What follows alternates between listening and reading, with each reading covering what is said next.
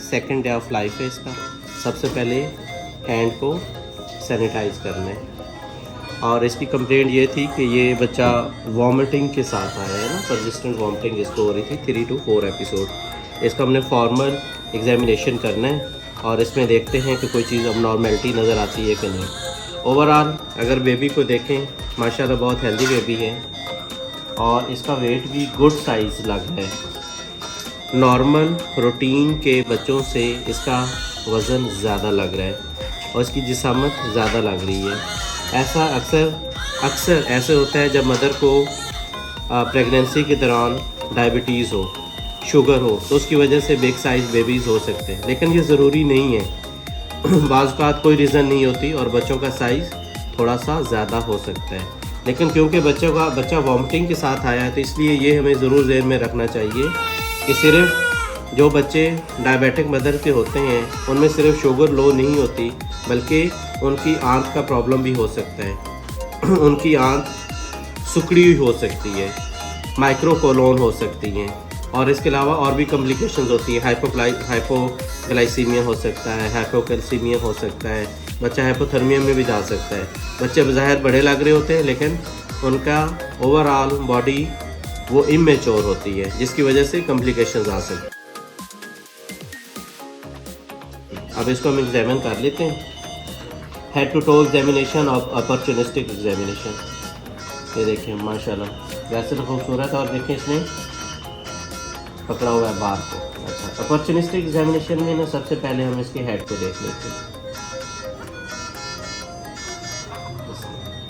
Head में इसका एक साइड पे इस पर स्वेलिंग है, दूसरी साइड इसकी नॉर्मल लग रही है।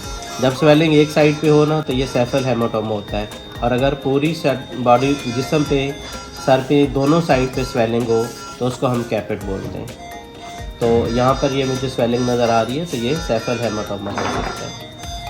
इसको जैसे मैंने कवर कर देते हैं क्योंकि सर्दियाँ आ गई हैं और बच्चे जो है ना वो ठंडे हो सकते हैं। चलिए इसको ये कवर कर दिया। आइस नज़र आ रही हैं, इसको थोड़ा सा लोकल कर लेते हैं। इसमें मुझे कोई वाइटिश शेडो नज़र नहीं आ रहा, जिसका मतलब है कंजेनिटल या बाय बर्थ कैटरेक्ट वगैरह नहीं है। अपॉर्चुनिस्टिक एग्जामिनेशन में बच्चे ने मुँह खोला है, इसका पैलेट देख लिया है, पैलेट इसका ठीक है, लेफ़्ट पैलेट वगैरह नहीं है। लिप तो हमें नज़र आ रहा है। हैंड्स आईवी लाइन लगी हुई है क्योंकि इसको वॉमिटिंग की वजह से एडमिट कर लिया है, लेकिन एग्जामिन में अभी का है। दूसरा हाया है बश बश बश बश बेबी बश बश बश। दूसरा हैंड जो है वो इसका ठीक है। अब इसकी चेस्ट को एक्सपोज कर लेते हैं। बश बेबी बश, निपल्स वेल फॉर्म्ड है। इसी के साथ ही मैं इसको ऑस्कल्टेट कर लेता हूँ, क्योंकि जो बच्चे इन्फेंट ऑफ डायबिटिक मदर्स होते हैं उनमें कार्डिक प्रॉब्लम भी हो सकता है।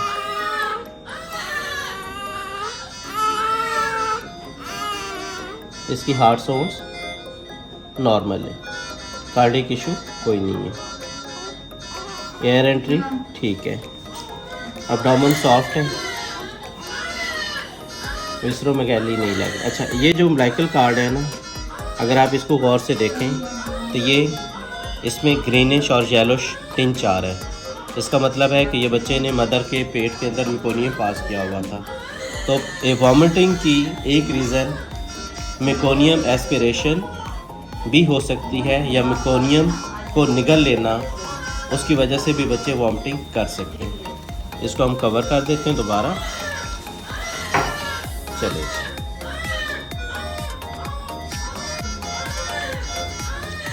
बॉय है, इसको एक्सपोज नहीं करते। टेस्टीज को देखना ज़रूर चाहिए कि डिसेंडेड हैं या अनडिसेंडेड हैं, और उसी के अकॉर्डिंगली हम एज भी असेस करते हैं, और सेकंड हम पेरेंट्स को अवेयरनेस भी देते हैं। इसके बाद इसकी बैक देख लेते हैं। एनएस इंटैक्ट है, ठीक है।